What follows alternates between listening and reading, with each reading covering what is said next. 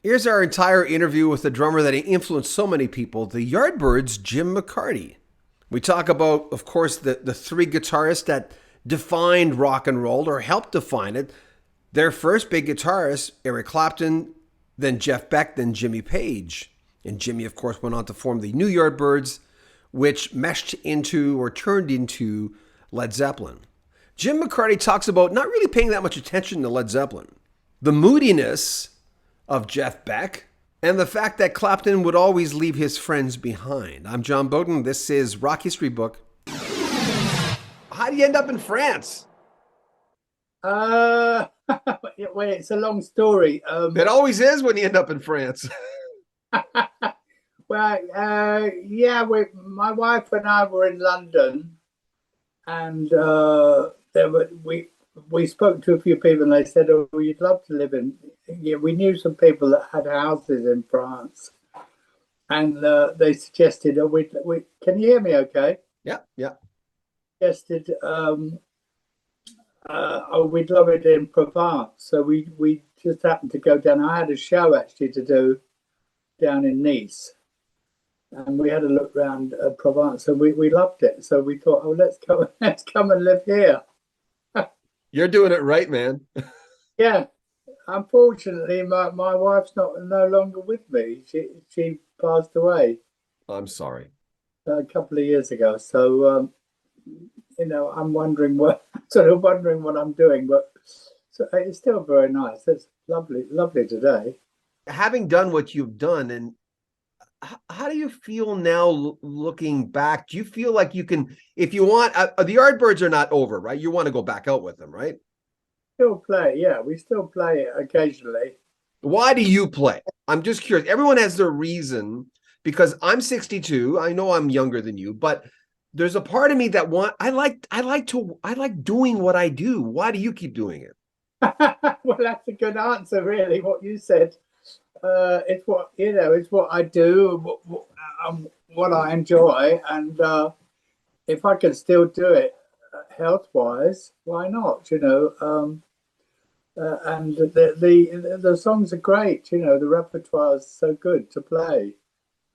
They're very powerful, and people love it. They enjoy it. I interviewed Steve Gadd a few years ago, and he was telling me about the same as you, the military background. Playing those, Yeah, and he said to him that's what gave him an edge. He says, for whatever reason, whenever I get lost, or he said I'd go back to those original rudiments or whatever it was. What about yeah, you? interesting. Very interesting. Yeah, you can hear that in some of my, my drumming. Suddenly hear a bit of military going on. Did your parents get it, what you were doing? Uh, Not really. No, no. My father died fairly early. He quite liked the idea of me playing, but I didn't have a great relationship with him. And my mum and dad didn't really get on very well. And my mother was always very keen about me getting a job, having a steady job with a future. Well, I like the quote you had said that you came up to your boss and said, well, I'm going to go join this band, but I might come back. His reaction was pretty good, though, right? Yes, it was very sweet. They didn't look down on me and say, "What the hell are you doing?" He was very nice. When things started picking up, though, I mean, by the time Jeff had joined the band, I mean, all of a sudden things are picking up really fast. What was the reaction with your family but mostly your friends? Were they going, "Holy snapping turtles, this is taking off here"? What were they telling you? Yeah, my mum was funny because she was very dubious at first, and we'd argue a lot, about things, about playing in the band, and then as soon as I was on TV, she said, "Oh, he's on TV. I'm going to tell the neighbours." And and lots of people, some people were excited, and some people were jealous. That's the way it is. Some I get people could understand it. You know what? It's interesting now. Artists that wouldn't have told me that when they were younger, maybe in their 40s, when I first got into radio, when some artists that I talked to full circle when they were young, they wouldn't say that. But now that they're old and they're comfortable in their skin, they go, "Oh, I had friends that somehow didn't." I thought, well, are you proud of me? I mean, this is pretty cool, but you didn't ask that because reputation is someone else's business. You let other Yeah, people decide. You can't help it.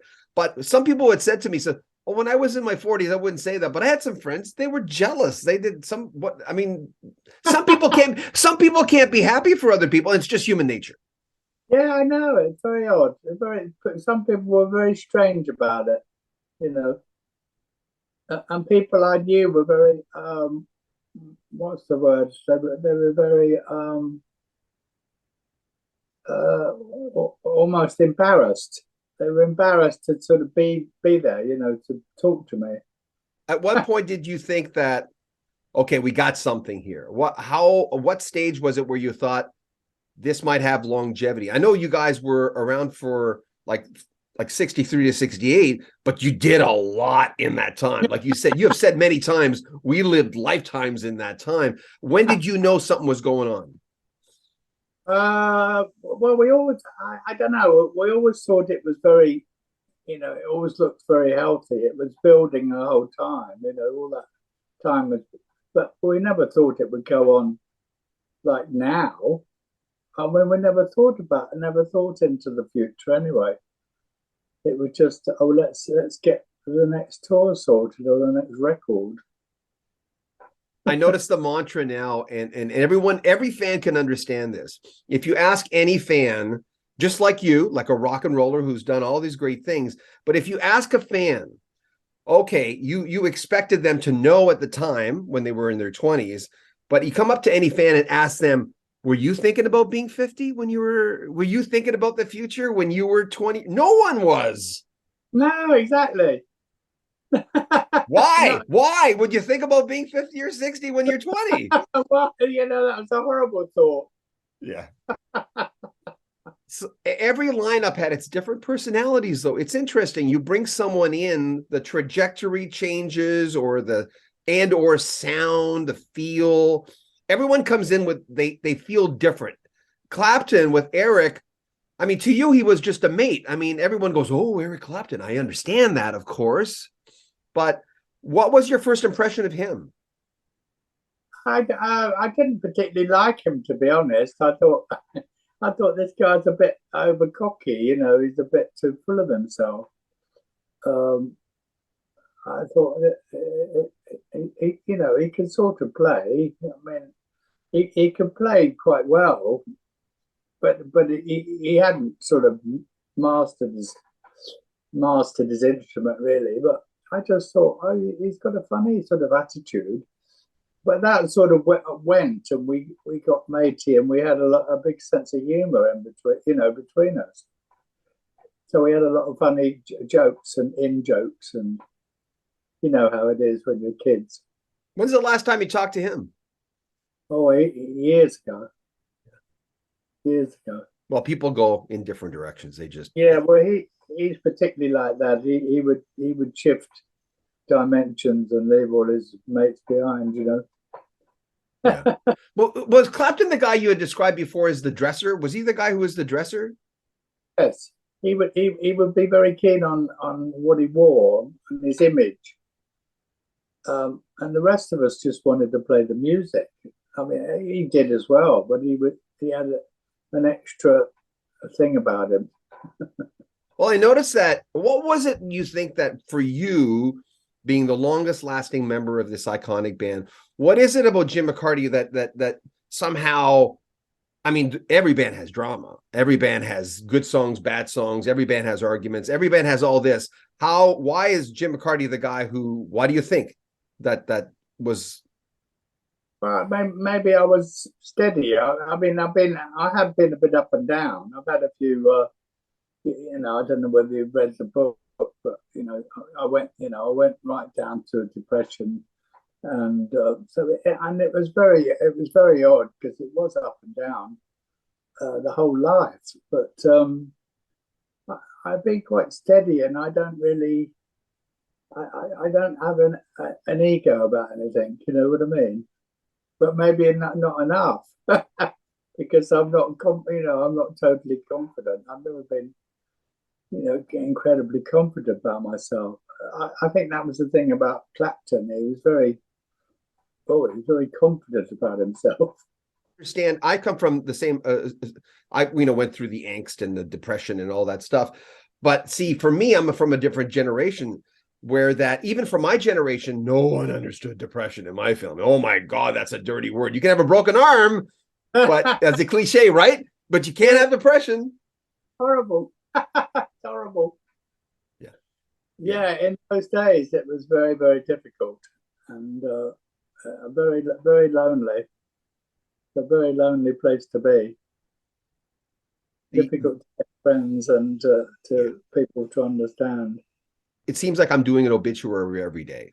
Do you ever think, and I've asked a lot of rockers as I'm going, well, here you are, you're still around, you seem pretty healthy to me. Was that a choice? And was that an or did you have a bad lifestyle at one point and fix it up, or? No, I don't think I ever really, apart from the few tabs of acid I took, I never really went over that line because I always found it. I always suffered every time I had more to drink than I should. I felt awful, and I thought, oh, I don't like feeling like this. It's not worth it, you know. The Rock and Roll Hall of Fame, what'd that feel like?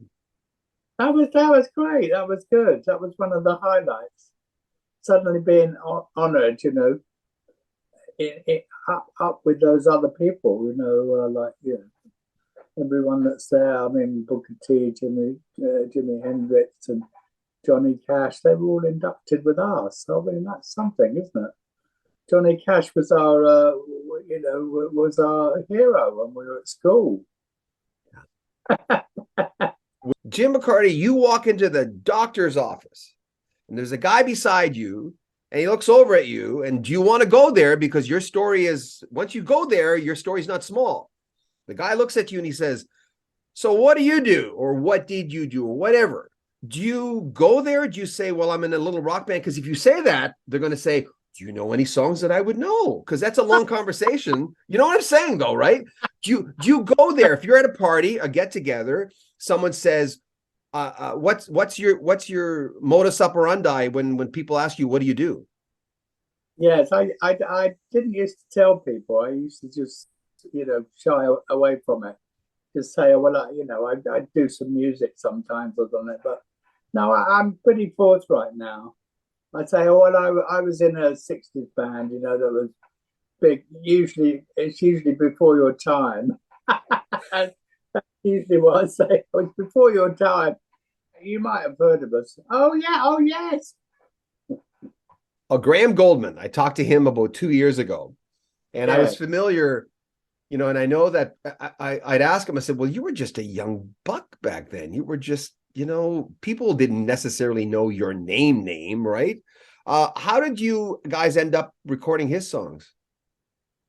It just went through like everyone else. It went through the management and manager to manager, and I think it came up with a publisher when publishers used to be pluggers and used to go around with their acetate records and say, "Oh, do you want to hear this record for your next this acetate for your next record?" And there was a guy from a company called Feldman's that became part of EMI, and he saw us playing with the Beatles, and he thought he had the demo of "For Your Love."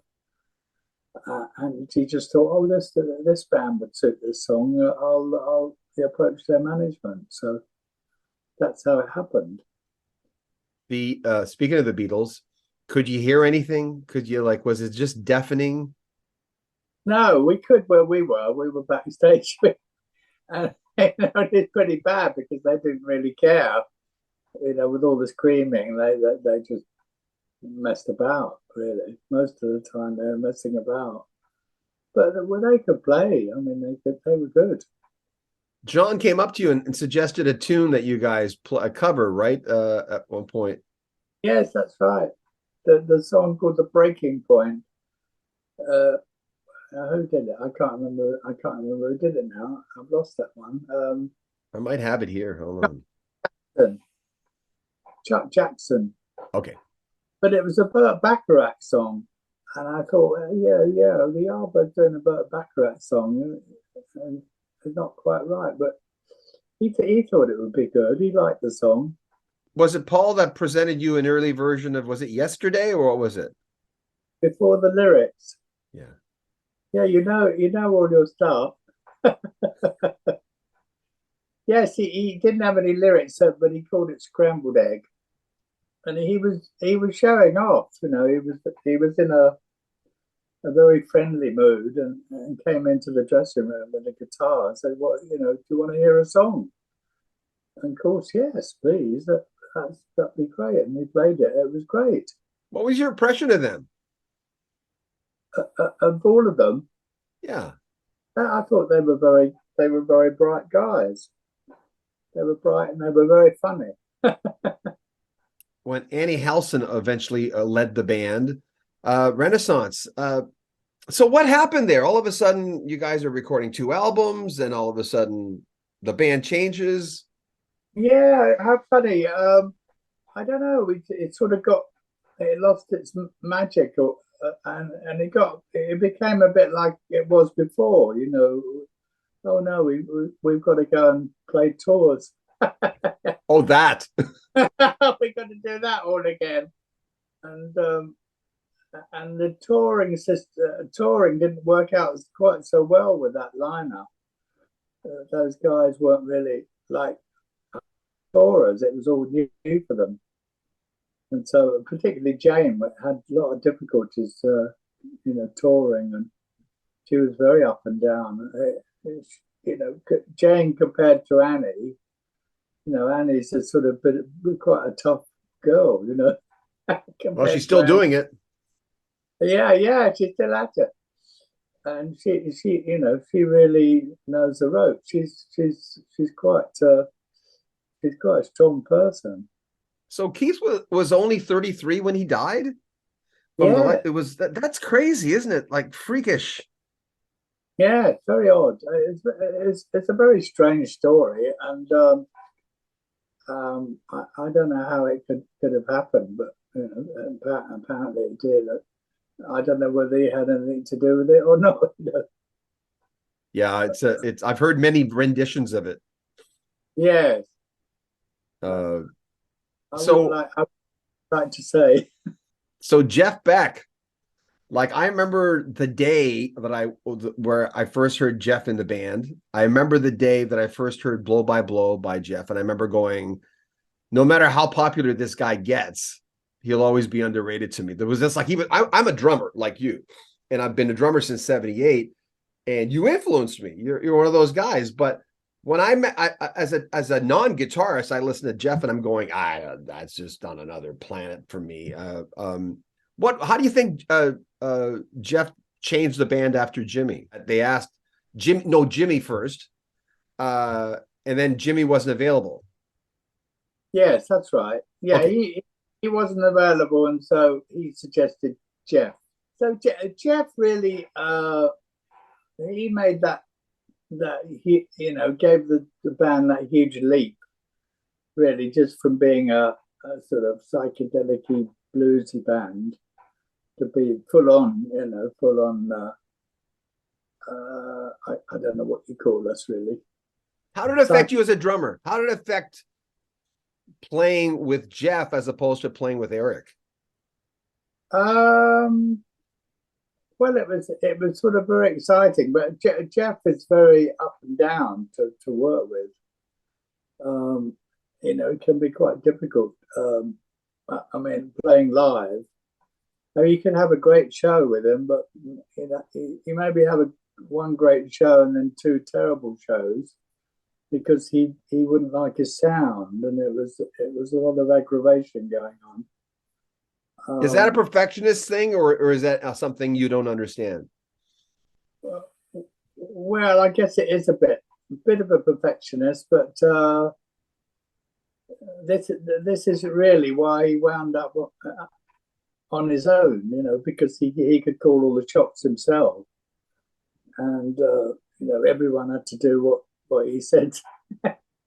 But if he's one of a band and he's not happy, and then you get this terrible atmosphere going on, and oh, terrible sound, and he'd actually lose his temper a lot and kick his amps over and kick them out windows and things.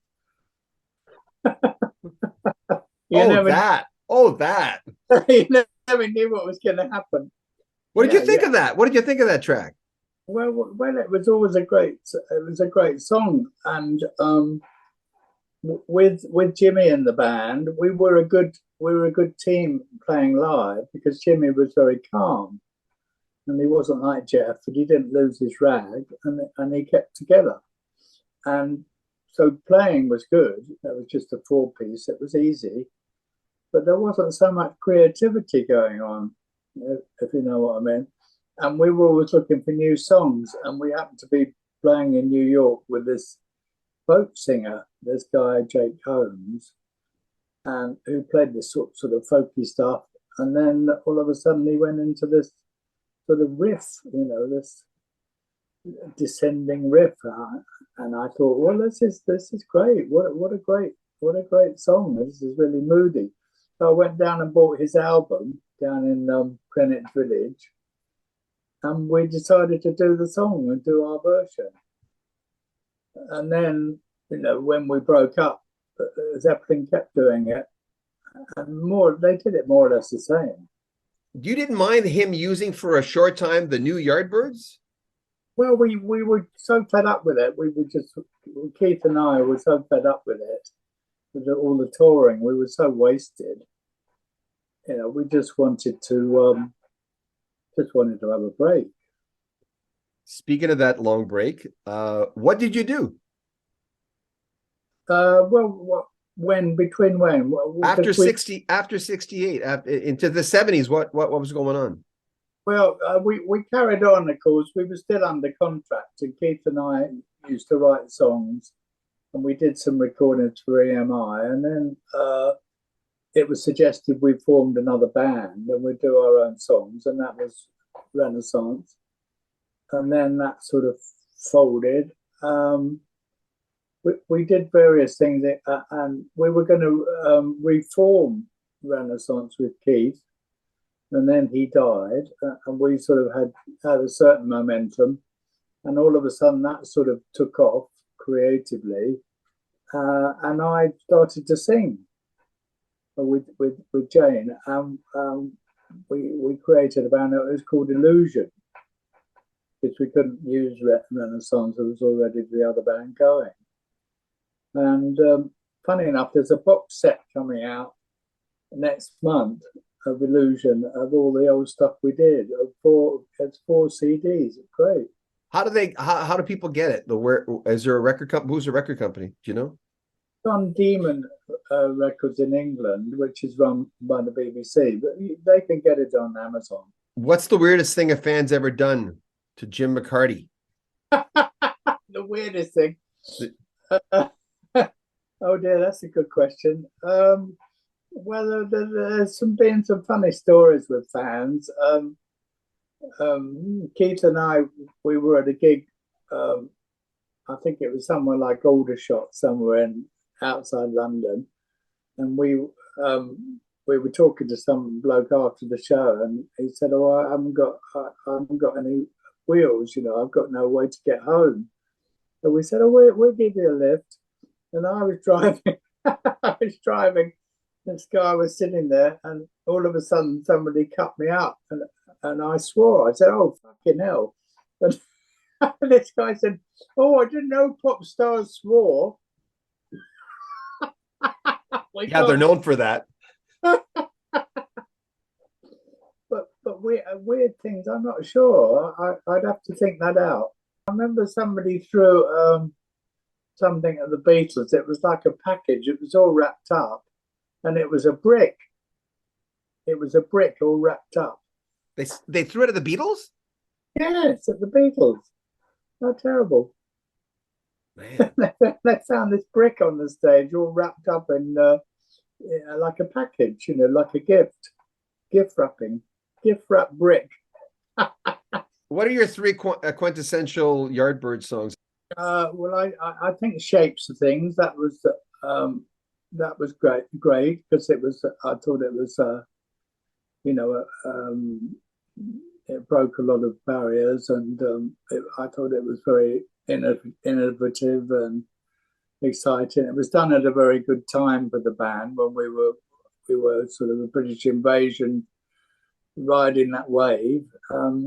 We recorded it in Chicago, and we all had a hand in the song. And I thought it was very exciting. That was probably the best. And then, of course, For Your Love, was probably the most popular, which was, quite an unusual arrangement of the song. But that was fun. And I guess Over Under Sideways Down, because it was like real rock around the clock stuff, rockabilly. Yeah, that was Heart Full of Soul, guitar riff at the front, and it was actually it was quite good on sitar. It sort of worked, but it didn't really carry. The sound didn't.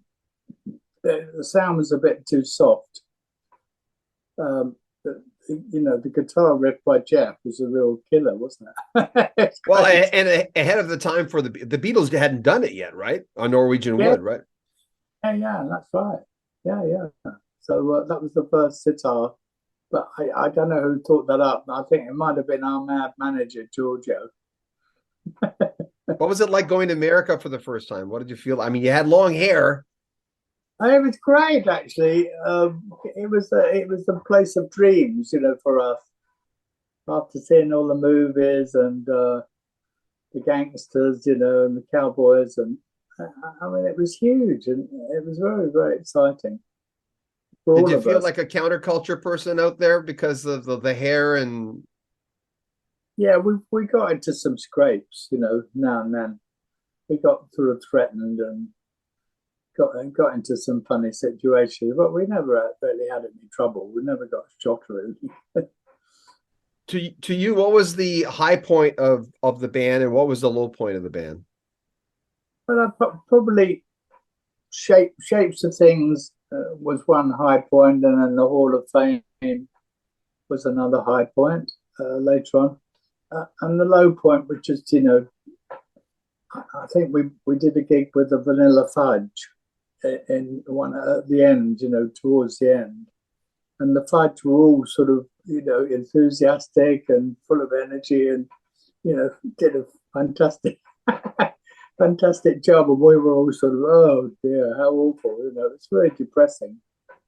Well, especially Vanilla Fudge. I've talked to Mark Stein and Carmine at Peace, and I mean, Carmine just like this, he was doing this. I remember people always talk about that Ed Sullivan show when they went on there, and Carmine's doing this insane stuff that people weren't doing. What was your impression of him? Carmine? Yeah, he was great. I mean, he's a real extrovert, isn't he? And he told me about touring with the Zeppelin, because he did one of the first tours with the Zeppelin. Yeah. And I think he reckoned they stole his idea of using a bigger kick drum. They said, "Oh, but Bonzo, he wanted a big kick drum like me." What was your impression with?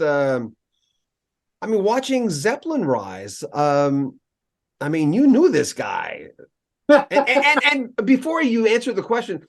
And I've always thought, I don't know him. I've never interviewed him, but there's this thing about Jimmy Page where he does seem, like you said, sort of there's a on and off stage. There's two different guys almost. And that's good. That happens to a lot of performers. Ask Elton John. But you knew him, and then you see this band rise and become cryptic. And there's all these stories about them. What was your impression? Well, I think I went somewhere else in that time, for a lot of the 70s, I was just happy to get away from it all, and I just retreated into somewhere else. I went into a different sort of world, and I didn't really follow it, Yeah. And some guy came round, he rang me up, and he said, "Oh, I'm doing a book about Led Zeppelin. Can I do an interview? I'll come round your house." So he came round the house. I guess it was maybe about 73 or something like that. And he showed me all these photos, and like they'd had the biggest audience of anyone. There was like thousands of people, and I thought, oh my God, look at that! I didn't even know. I didn't know they were that huge. It was like, and I suddenly thought, oh, what have I done? Well, maybe we could have been like that. So there was a bit of a conflict going on. I think you did it right, though. If you actually felt that way, and I believe you, of course, but there's that thing of being able to step off, which is hard for people, eh? Yeah, yeah, yeah. But I discovered a different part of myself, and I did, and a different life altogether, and it sort of worked, in a way. It didn't. I was a bit jealous seeing the book, the photos, but in a way, I was never really jealous because I knew what we'd done, and we thought it out, and we made that decision, and we probably financially lost out a lot, but it didn't matter to me really. That was also a common story back then. You know what I mean? That's the thing about being young. Yeah. People always say, if I was Justin Bieber, I'd be dead now. I say it personally. If I was Justin Bieber, I look at guys like you and I go, hell, man, good on you, because you're still here. And some people say a lot of you guys shouldn't be here. And but I understand when they say that. They don't mean disrespect. They go, to survive all that, Yes, I know. It's something, isn't it? What would you have done if you didn't do music? Like, let's just say you left that job and you asked your boss, could I come back? Would you have gone back? Oh, I think I was way beyond that by the time we'd finished. No, I could never have gone back. But I did sort of funny little jobs in between. I did little, night shifts and things like that, but little part-time jobs. And I was even driving a cab for a bit. They had these things in England called minicabs, and you could drive your own car, and that was quite good fun, picking up people and meeting. Yeah. You had to meet people. You had to talk. Exactly. I tell this story way too much on my channel. My dad was 65 years old, laborer. And when he became 65, he sat down and he says, I'm going to be in my rocker and I'm dead. And you know what's coming. I would tell him, Dad, that job was exercise. And a lot of rockers will say, listen, I'm doing this because I want to keep my stuff. But being on stage for 2 hours and doing that thing, I mean, that's better than sitting in a rocker for 2 hours. I mean, really? Yeah, it really is. It's quite tiring. But not at the time, of course. It's afterwards. Yeah. What are you most proud of as a drummer? I think. Well, I'm proud of those hits, really, and all those songs. I'm proud of being part of I'm proud of being part of the team. I was never a big egotistical drummer, solo drummer or anything like that. But being part of the team, I'm proud of.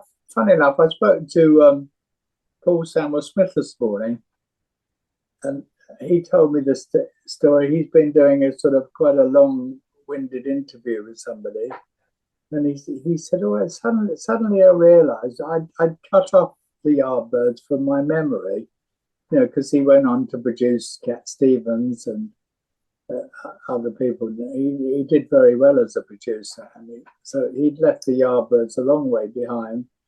And he said, I cut it off, but I've realised talking about it that actually I'm quite proud of it now. Well, that's nice. Yeah, he said, I've realised I really do have good memories about it, and I'm proud. I'm proud of the Yardbirds now. Are you ever someplace where you hear yourself and it's like rediscovering your fridge all of a sudden? You go, can you hear it from different ears, fresh ears sometimes? Oh yeah. I was on the expressway. I think it was a couple of years ago, and I went in for a pee, and they were playing "For Your Love" in the gents. Everyone having a pee, "For Your Love" going on. I thought, wow, that sounds good. You know, this guy having a pea next to me would never believe it if I said that's me playing. When you were young, did you ever say, were you ever in that situation where you were sitting beside someone? And I mean, when you're young, did you ever say, hey, man, that's me on the drums?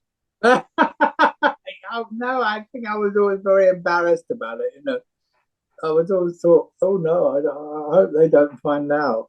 It was embarrassing.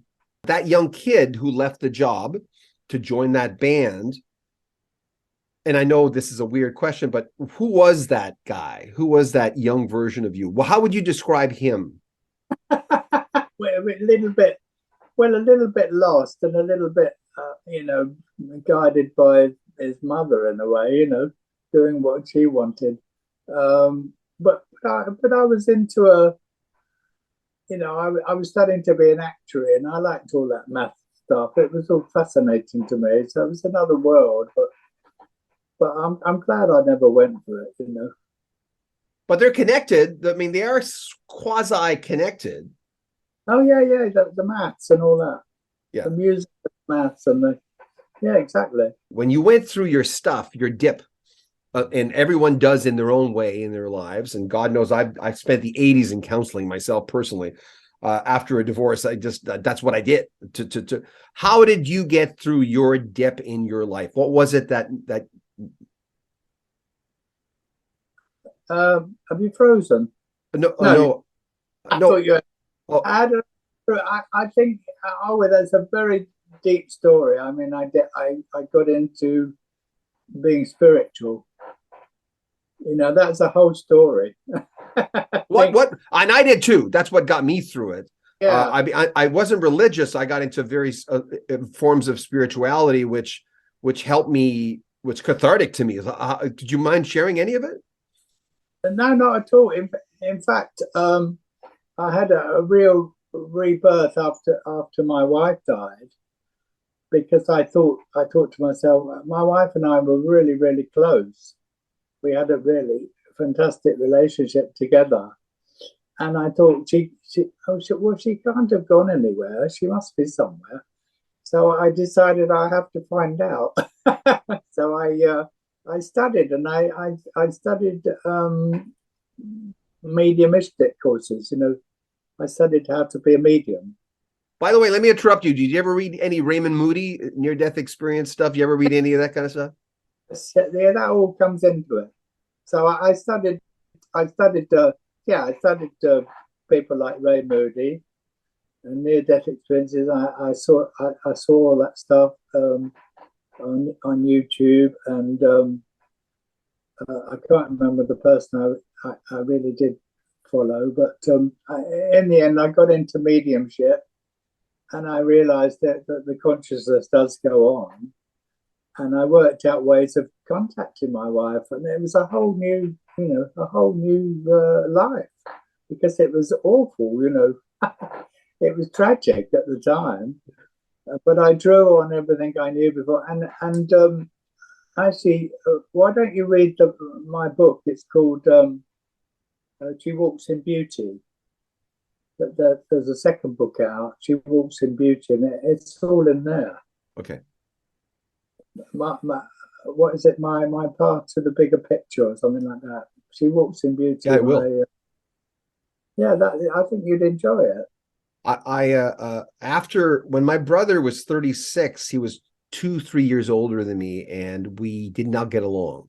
But 6 months before he died, he told me he was dying, and I was deeply into spirituality at the time. And I found myself, you know, how you instinctually do something that doesn't make any sense sometimes during death, and you see things, and all of it, there's birds on the window, all of these signs, which could mean nothing to somebody and a lot to someone else. So he's dead. I'm there.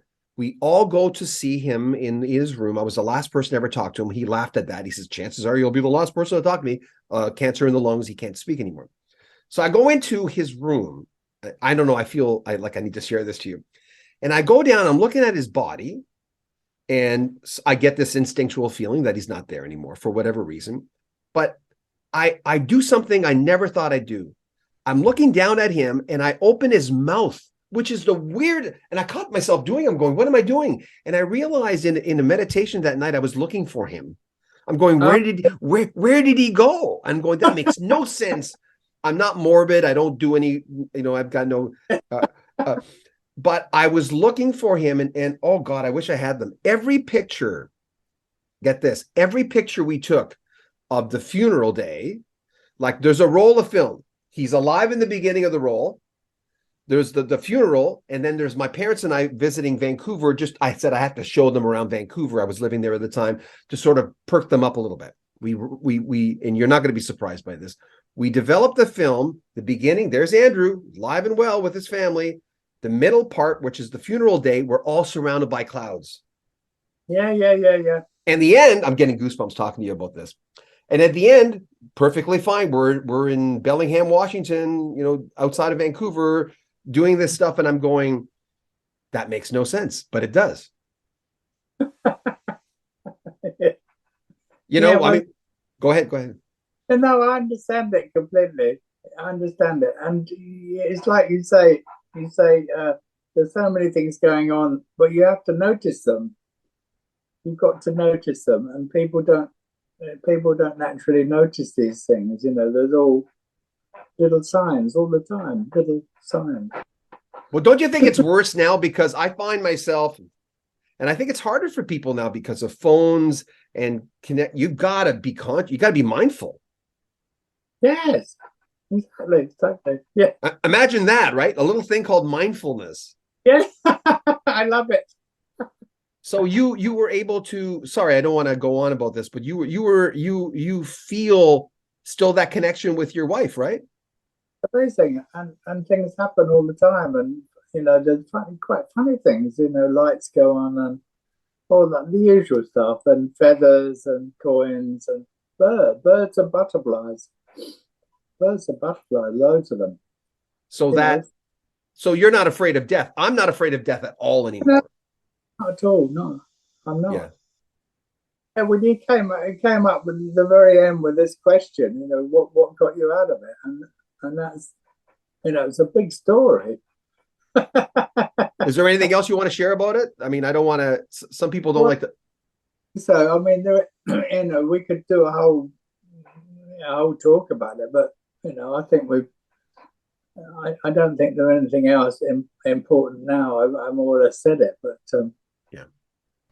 Hope you enjoyed our entire interview with Jim McCarty of the Yardbirds. If you're watching this on video, there is a podcast version and the other way around. All the links are in the description. Make sure you buy a t-shirt, support the channel. There are links in the description where you can support the channel in general. Subscribe to our channel. Check out our other channels.